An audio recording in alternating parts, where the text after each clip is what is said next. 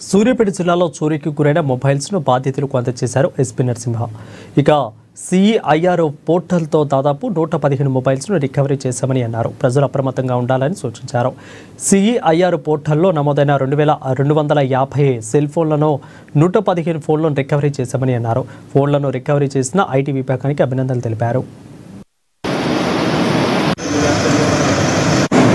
Good morning to all.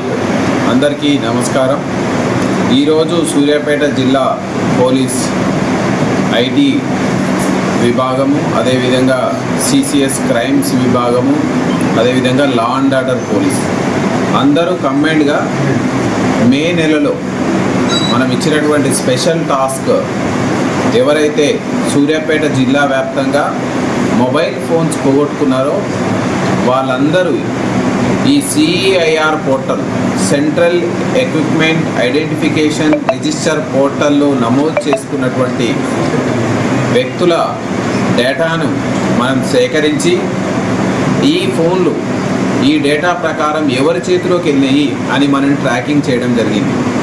అనునిత్యం ఈ job మీద IT cell, local police, law and order police